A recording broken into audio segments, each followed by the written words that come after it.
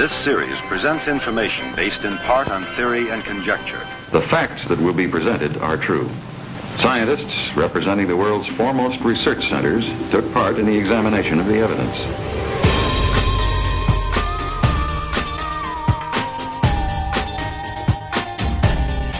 The Jersey Devil.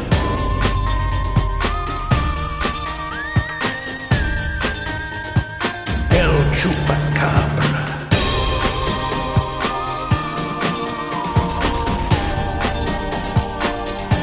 Psychokinesis.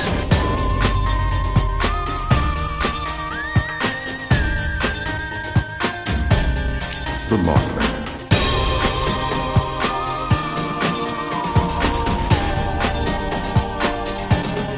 UFOs.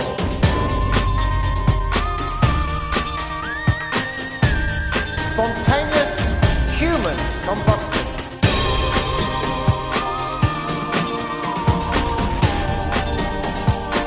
Unsolved mysteries.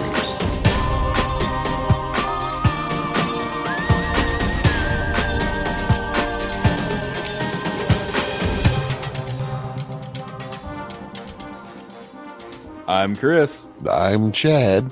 And together we're Paranormal Guys. Oh, that went better than the first time. Yeah. Works better when you hit the record button. It does. Makes the show getting it recorded a little bit faster, too. Oh, it does. Can at that, sir. Saves me from making that sound when I go to edit the show and can't find it. Pachanka. So what's going on, sir? Hey, not a lot. Yeah. Been a couple weeks. New year. Little excitement, not a lot of excitement. New year. New assault on the Capitol. Oh, yeah. So far, 2021 has been telling 2020 to hold its beer. That's what everybody posts on Facebook. I know, right? Yeah. Well. Que sera, sir. We just live here. I think the best one I saw, though, hasn't been the hold my beer. It was the one that said, you thought 2020 was bad, but now it's turned 21 and can legally drink. You think we'll have to bring the USSR back, so we'll have somebody to all band together against. The communists. We need the commies to come in here and try to threaten our liberties and our guns. That's right. Somebody needs to figure out how to clone or bring back Gorbachev and Ronald Reagan. No kidding. Those were the glory years. We were still riding high off of a previous war that we all banded together on, and I don't know. Then everybody just started buying boom boxes and Game Boys. And you know what the downfall was? What's that? Breakdancing. Was it? Yeah, that was the downfall. I think that was the start of it. No, I think it was just the sequel to Breakin' 2. The Legend of Curly's Gold. That's it. I'm Curly's brother. Okay, Jack. Whatever you say. I thought Curly was wonderful in the first Batman movie. Oh yeah, he was. Yeah. Carl Grissom, was that who he played in that? Carl, I don't know. I thought he was Grissom something. Anyway, that's a DC thing, Chad. I don't know about that. Yeah. Hopefully they'll bring Tim Burton back. We'll get some more Batman stuff. Michael Keaton. That's right. They've been talking about it. But he's the Vulture now. Making that Batman Beyond movie. Yeah. I'd be okay with that. Yeah, be all right. We'll see what happens. We may never get any more good new movies. Who knows? Oh, hey, you shut your mouth, because you know what? I know you don't care about any kind of organized sports at all. Nope. But, Chad, there's a reason to watch the Super Bowl this year. Why? They announced that they're going to release the teaser trailer for Venom, There Will Be Carnage, during the Super Bowl. Oh, really? Oh, yeah. Mm. You don't sound excited. I'm not. I'm still anxious to see how they're going to pull Venom in through this multiverse garbage. I don't know. I read a thing. I read something yesterday about them kind of trying to start working in the whole Spider-Man Venom MCU crossover stuff.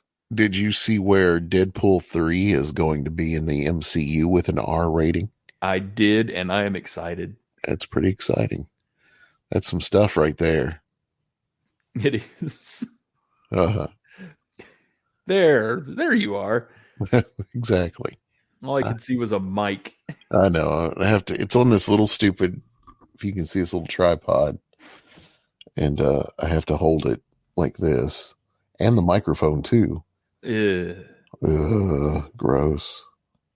Potty humor. Yeah. Yeah. It's like Katrina says. All the conversations with me just go, ha. It's all I ever seem to say. Apparently. I've not ever really noticed that, but I haven't either. Apparently, there's a lot of ticks that I have that, what was it?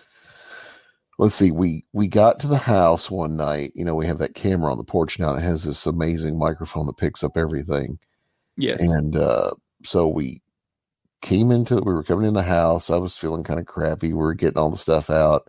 And then she's like, "Oh, I forgot my phone in the car." And I said, "Are you kidding me?" Just like that. I went to get it, but she said she saved the video because in the video I yell at her and go, "Are you fucking kidding me?" And then she put all these other expletives in there. So I went back and watched the video with her, and I said, "Now I'm watching this with you, and we're watching in real time, and we're seeing what I'm saying, which is just, are you fucking kidding me?" And it was in a very just mild tone. There was no yelling or anything. So I told her that I think her perception of reality might be slightly skewed. Is Chad, is she on drugs? Some drugs, but I don't know what they are. Oh, that's exciting. Yeah, it is. Anyway. So what excitement for you the past couple weeks? Just more stupid doctor stuff. That's about it. Got to spend a little time in the hospital and got to get iron infusions so I can be unstoppable. And I get to go see the heart doctor tomorrow. So that's all the fun things I have going on. To find out if you have one? Yeah. Hopefully not. That way I don't have to worry about anything happening to it. Well, true. Mm-hmm. I guess. That's right. If you don't have it, you don't have to worry about it. Mo heart, mo problems. That's right. Oh, so yeah. Nothing too exciting on my end except, that tire fiasco. Yeah, well, that's always super exciting. Right. We'll expound more on that later when we talk about our trip last weekend. Okay, we'll do that.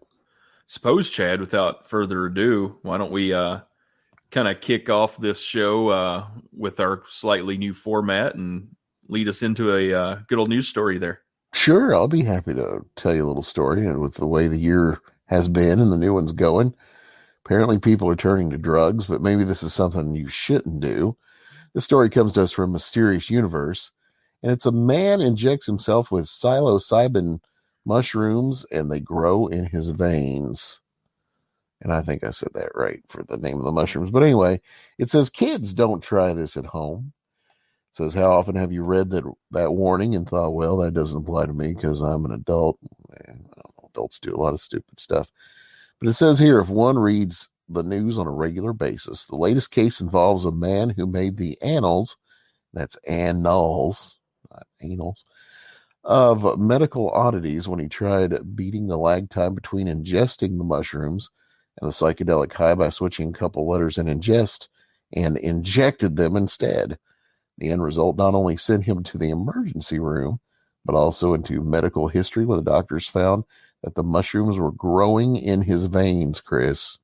Ew. I know people have gotten those kits and can't even get them to grow in their basement. That's pretty crazy. Before you start thinking, remember the warning at the top of this article. Which is? Yeah, don't inject them. Anyway, according to Gizmodo, which reviewed the study by Creighton University in Phoenix, Arizona, I don't think that's associated with that other Phoenix thing that they advertise on TV. Anyway, doctors published this week in the Journal of the Academy of Consultation Liaison Psychiatry An unnamed 30-year-old man was admitted to an unnamed hospital in a confused state. The family members who brought him in told doctors he stopped taking medication prescribed for his bipolar disorder, type 1 suffering severe mood swings, and he had a history of opioid addiction and had recently been investigating microdosing LSD and the mushrooms as a way to treat all of his afflictions. Yeah, so positive research results on microdosing and magic mushrooms make this seem like an idea worth investigating. Unfortunately, the man went far beyond nibbling on shrooms. During the questioning, the man admitted to obtaining the mushrooms, boiling them down to something he referred to as mushroom tea, filtering the liquid through cotton, and then injecting it instead of feeling better with a reduced craving for opioids. Soon he became lethargic and nauseous. He developed jaundice and diarrhea and began vomiting blood. But Chris, it got worse. How? A few days later, in the hospital intensive care unit, he was diagnosed with multiple organ failures, so he couldn't play at church anymore, including his lungs, kidneys, and liver, an elevated heart rate, and septic shock. Blood clots appeared in a sample and were analyzed. That's when the case took a strange twist.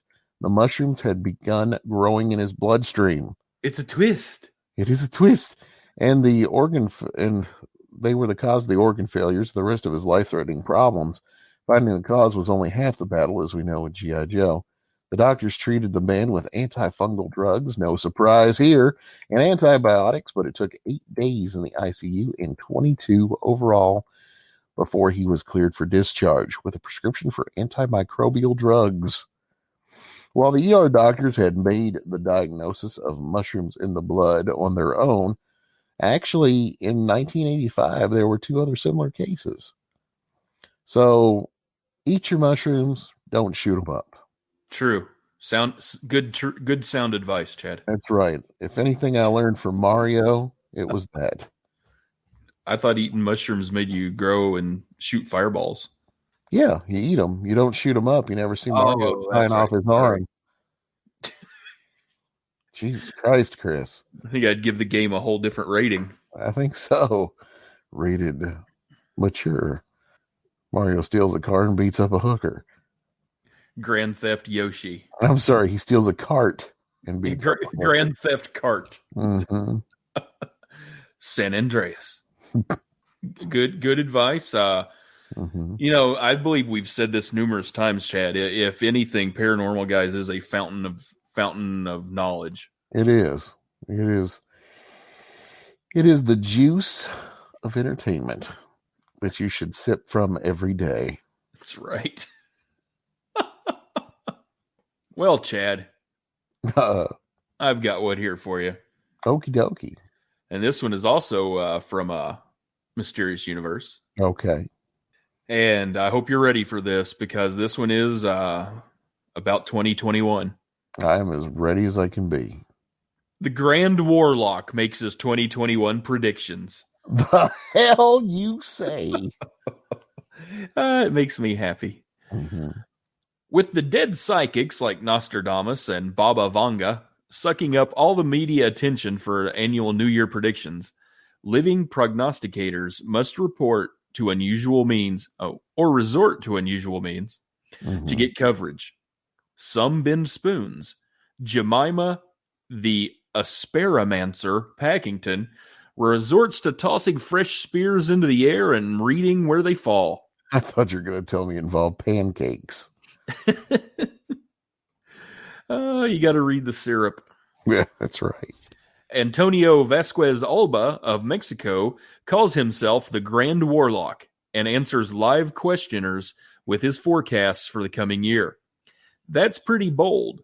Is it also true for the Grand Warlock's predictions for 2021? Now, Chad, I want you, this is what he's predicted for 2021. He really goes out on a limb here. Okay. So, COVID begins to dominate between May and June, but it does not end this year. Move forward little by little to become a new virus. The second pandemic is coming, which is not COVID. It's the economy. The economy is falling throughout Europe in an incredible way, very strong. People who did not work so many months have nowhere to live. So, okay. So hold on. Which Dinobot is it giving these predictions again? me, Grimlock. That was horrible. Me say that you going to be sick. The Grand Warlock, also known as the Greater Brujo, which apparently means sorcerer. It does. They have that in Ash versus Evil Dead in the series. You don't want to turn it into a big Brujo-ho. That's it. Because then it has a creamy center and chocolate icing. He apparently used his tarot cards and pendulum to predict more bad news in 2021 in Europe. The kind of troubles that will affect the rest of the world in general and individuals in particular. He sees suicides increasing as a result. On the political front, he predicts Mexico's president, Andres Manuel Lopez Obrador, Ole, will not decriminalize abortion, but will not serve out his term through 2024 because of health issues. Up north, he predicts the protests will have serious consequences for the United States. And get this, Chad. Yes. Donald Trump will have many problems. What? And offered the possibilities for marital separation, serious illness, and possibly criminal charges. That makes me have the same reaction to those shingles vaccine commercials they have now. What? He goes on. Now get this, because I this one was the big shocker for me. There will be more hurricanes and flooding. Okay. From Guatemala down, they will suffer a lot from the waters.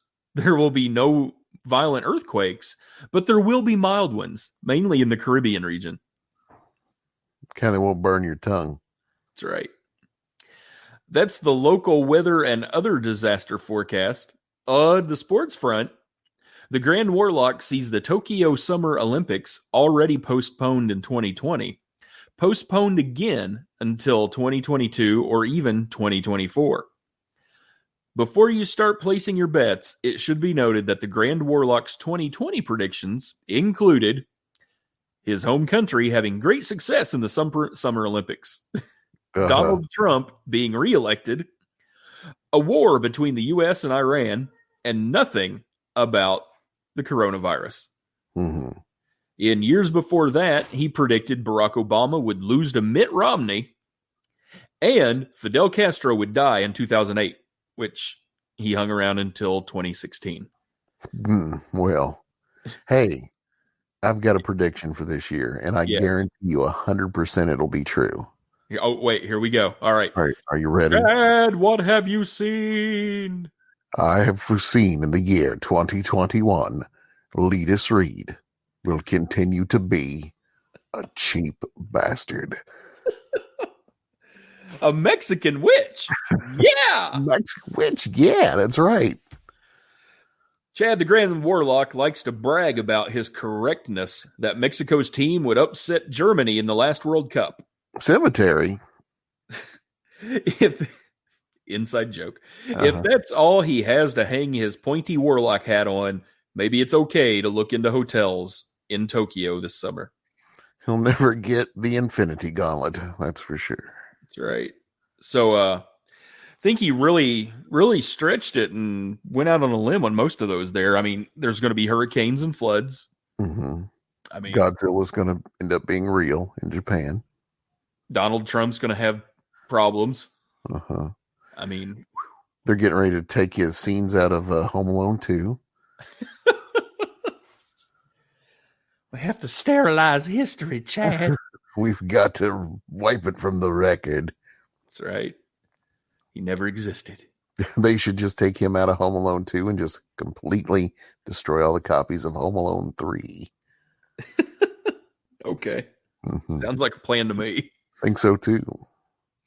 But there you go. So Mexican Warlock, which, I mean, it's kind of like Letus.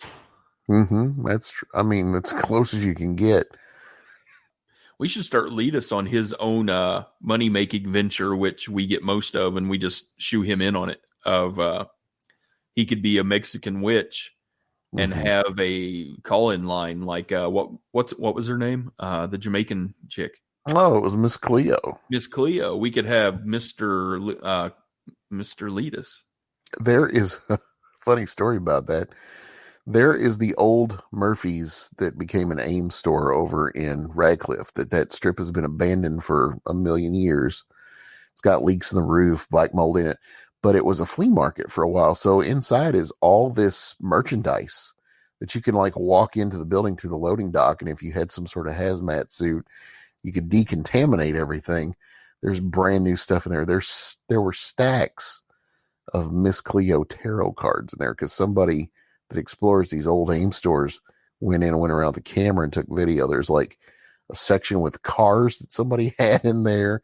There's some old pinball machine stuff. And then there's just this room that's full of flea market selling stuff like shirts and clothes. And of course, it's all been sitting there getting gross forever. But there were some Miss Cleo tarot cards in the video. You know, Chad, I with a couple phone calls, I could have a couple hazmat suits. Oh, yeah? I'm afraid to lose a finger. You're fine. A finger's a small price. Raccoon bite it off or something, or homeless guy. Whatever. You know the place is scary because Letus hasn't gone there to pillage through anything to put on eBay. You know, I've said this before. One of these days we need to have Letus as a guest host on the show to just give people a glimpse into the guy that we mention so often. Mm-hmm. Into the mystery and the myth and all that. It is Letus. A mystery wrapped in an enigma. Mm-hmm. Covered in puzzle sauce. But yeah, I'm pretty sure we can set him up to do that, to take phone calls and make predictions. I think he would, especially if there's money involved. We could get him one of those turbans like Johnny Cash, like Johnny Carson used to wear. Yeah, we could do that. He'd wear it. He doesn't care. That and a cape. Cape would add to it, I think. He used to wear a handmade wrestling belt from when he used to wrestle in a barn in Brandenburg. So there you go. I lost the W. It still says Earl title on top of it. Oh. Sheet metal and a weightlifting belt. That's all you need. Well, yeah, I mean, heck. Make whatever you want. There you go. Mm-hmm.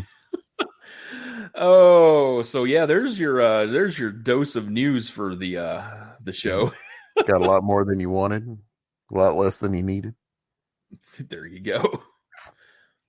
So, and then kind of what we kind of decided we might try to do, Chad, for a while, maybe here or there, show on and off, is we're going to try to get some information on some of the not really lesser known, but some of the awesome like paranormal / cryptid museums. More obscure things, I think, is what you're thinking of, that maybe not everybody knows about. Right. Hey, you know, I mean, Mothman Museum, Lauren Coleman up at the International Cryptozoology Museum. You might throw those in. You know, everybody knows those, but some of the ones that you never heard of. Sure. So yeah, last weekend we made a little trip down to Somerset to the International Paranormal Museum and Research Center. Fantastic place. Just had a new refit, refurbishment. Looks awesome. Kyle's done a great job down there.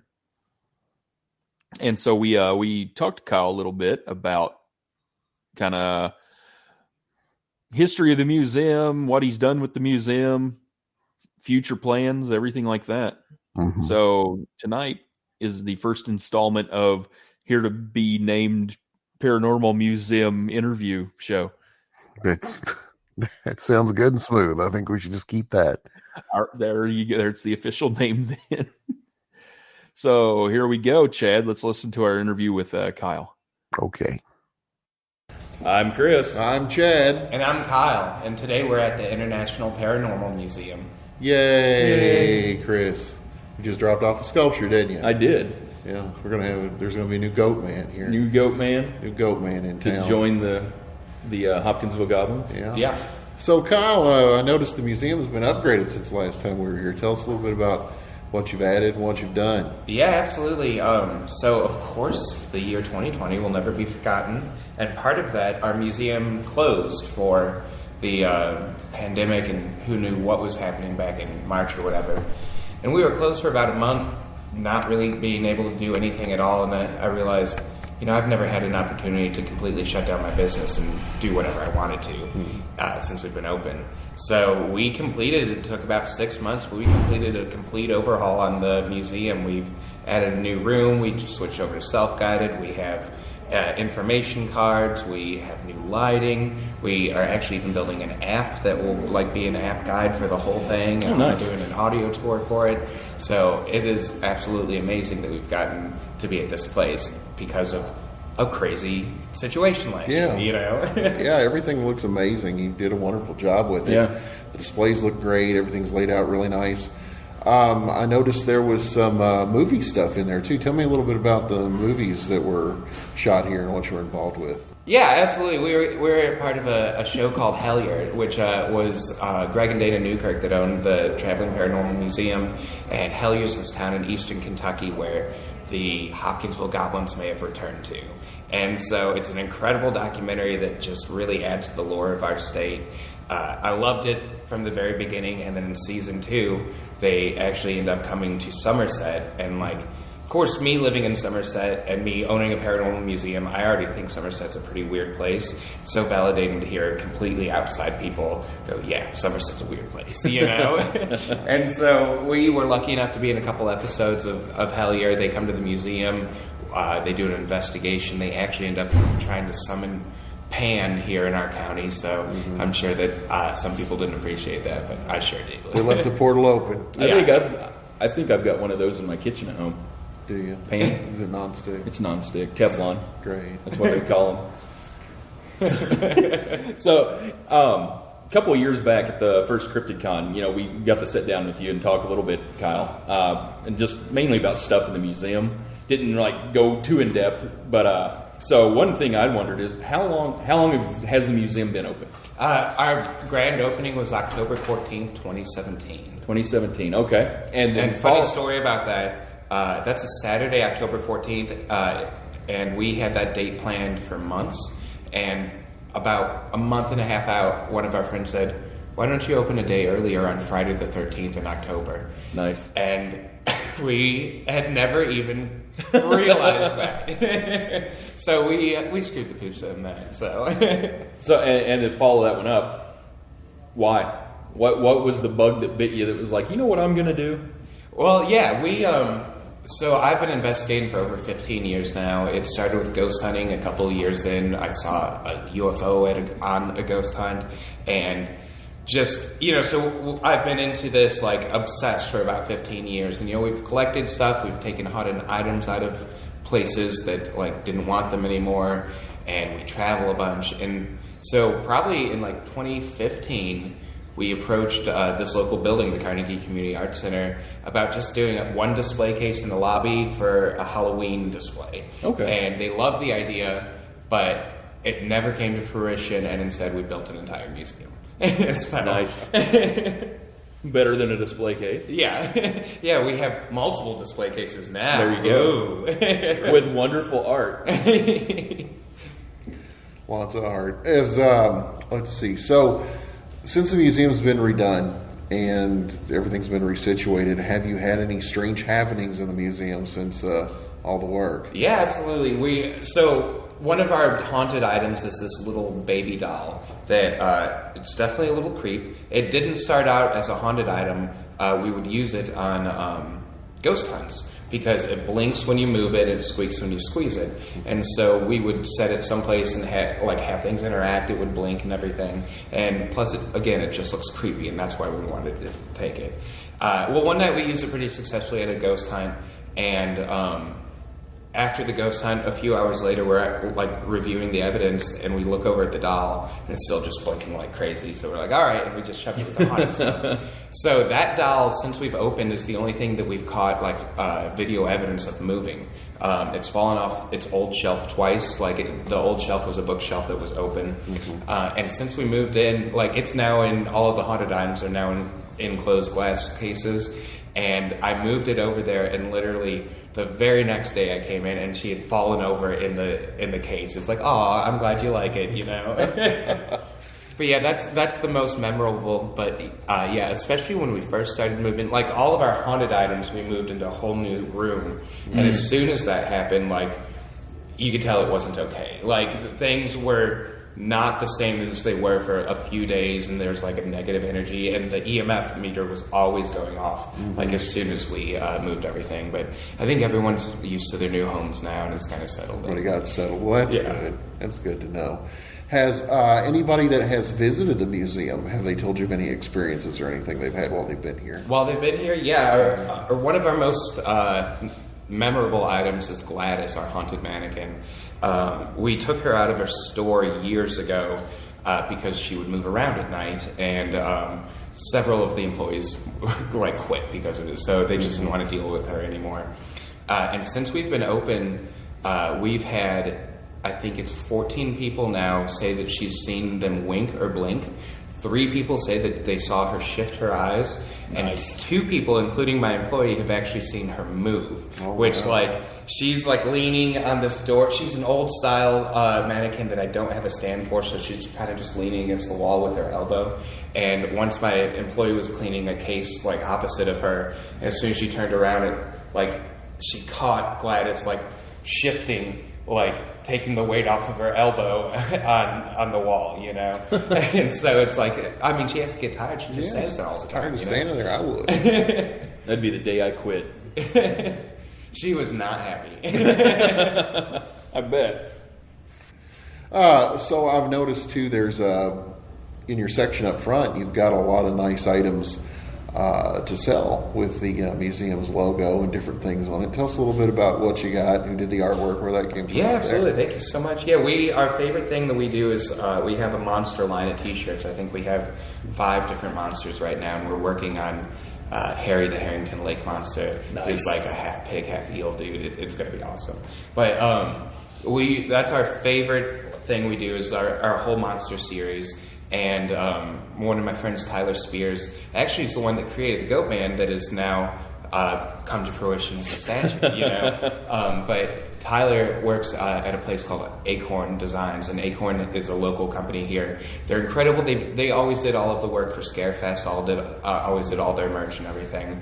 And they're here local guys, and basically anything we ever make, I come up with an idea, and then he knows how to make it a reality. And you know, it's like, okay, I want a Mothman shirt, and then he just creates this incredible Mothman that, you run into problems where there's 10 clip art monsters that everyone uses over and over, and I just didn't want to. The Bigfoot silhouette. Yeah, there's 2 in the world. Yeah, yeah, and my shit, our Bigfoot is even a little bit like that, but I was like, at least make it different, right?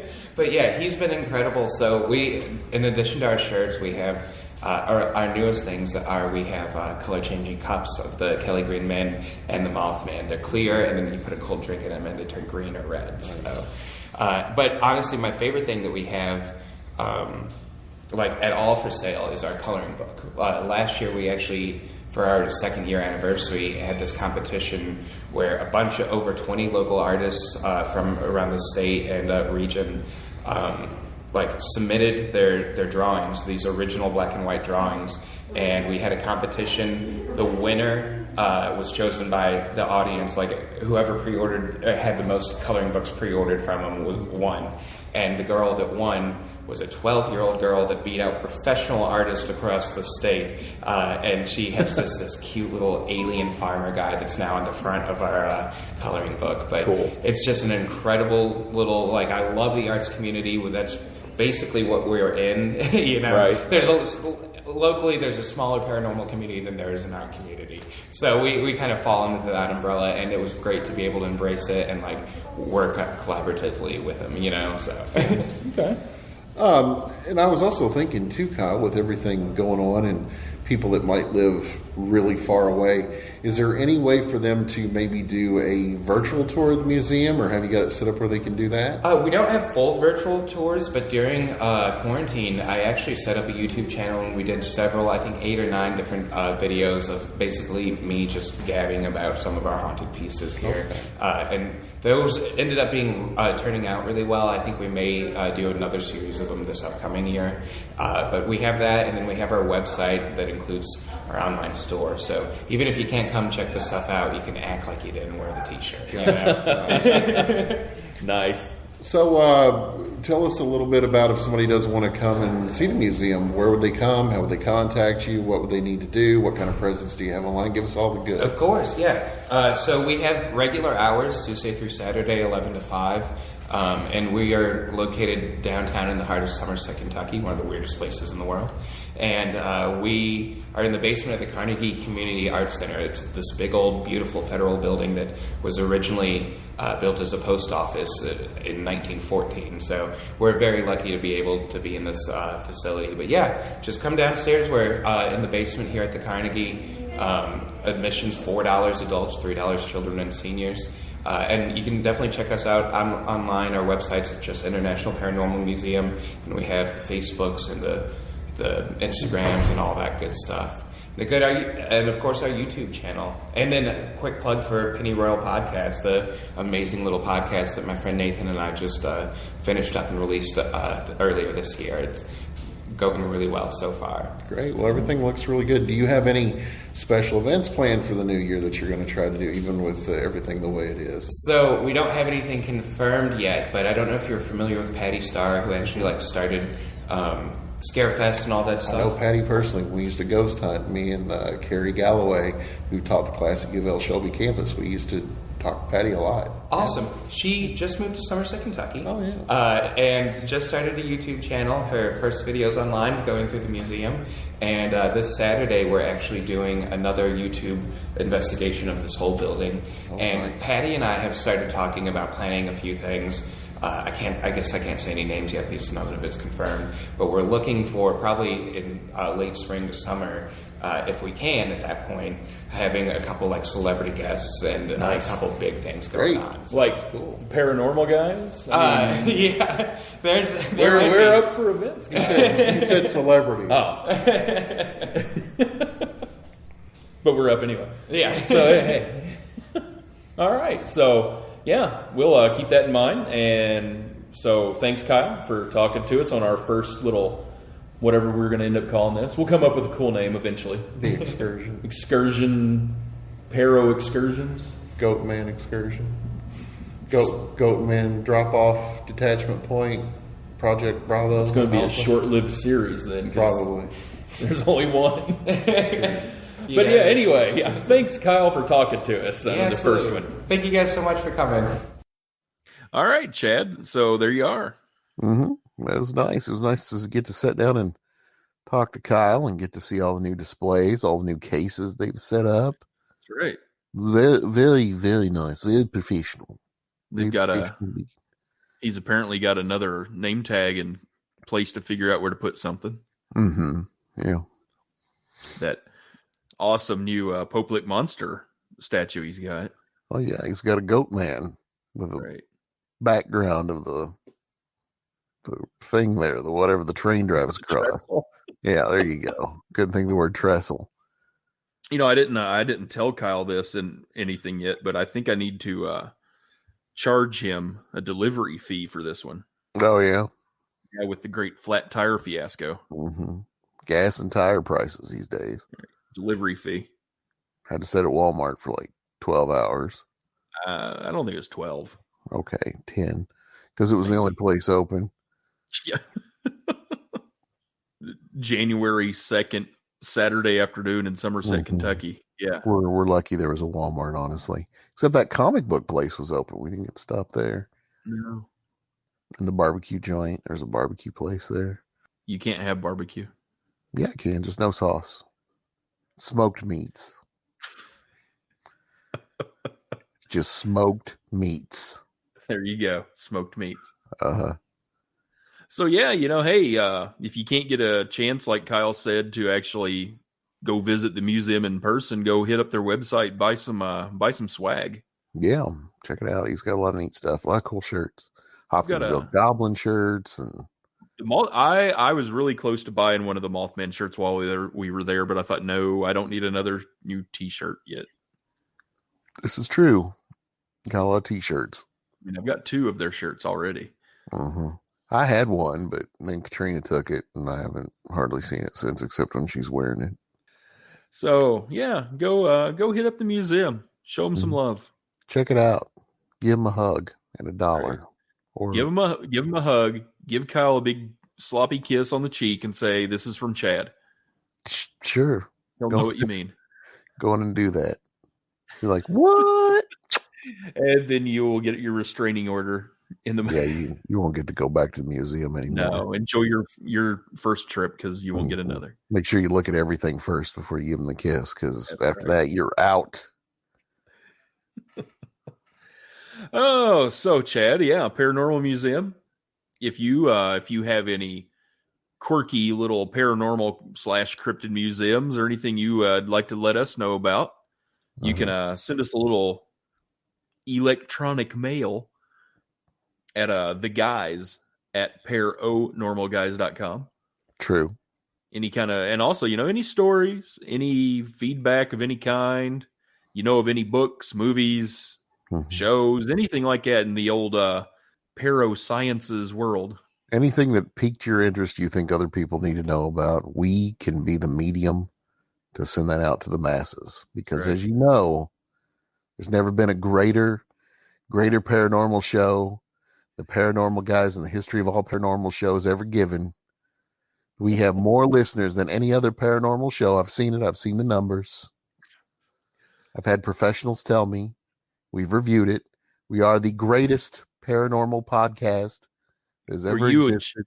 Huge. We are huge in the history of the world. The microphone I'm using right now is made in China. It's been verified. It has been verified to be one of the best microphones you could ever use. It's been professionally told to me by professionals.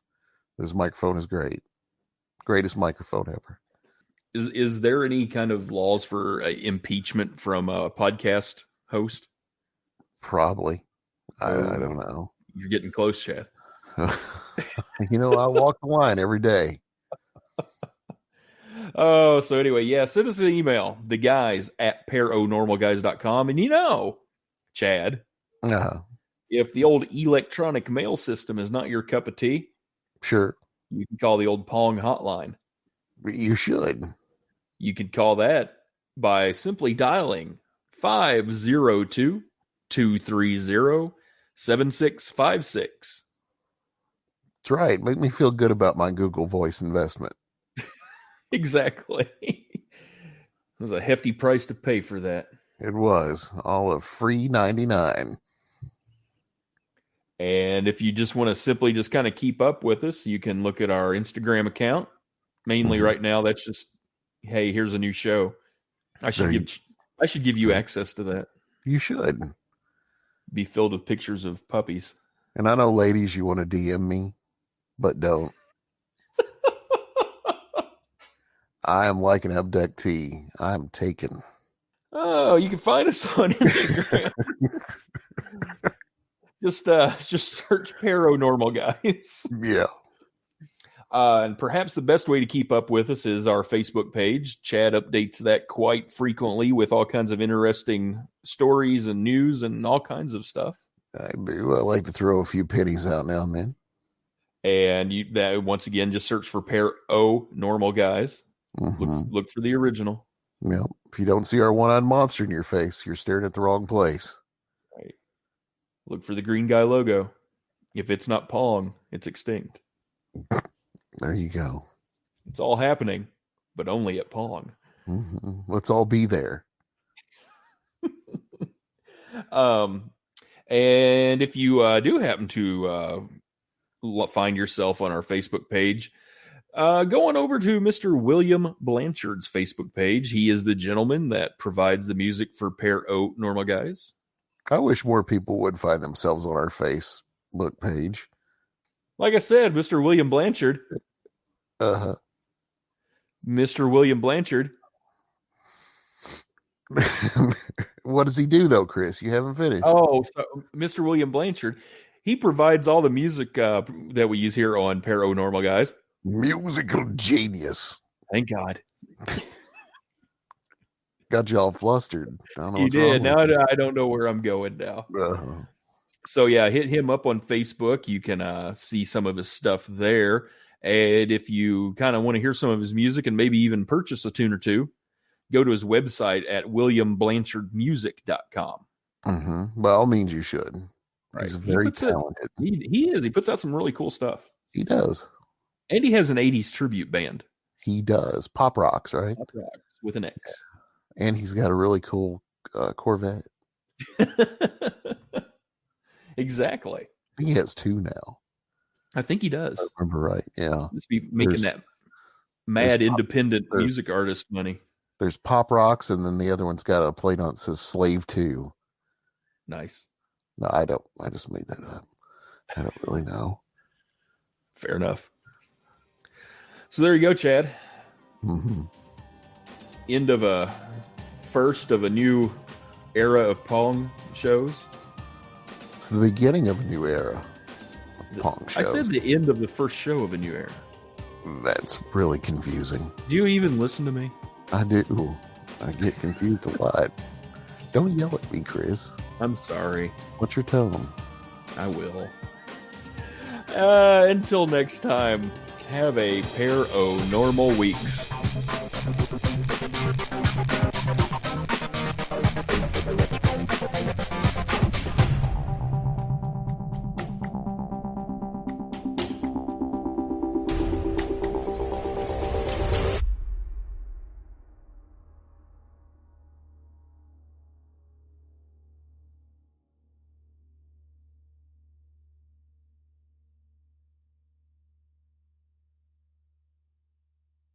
Bruh.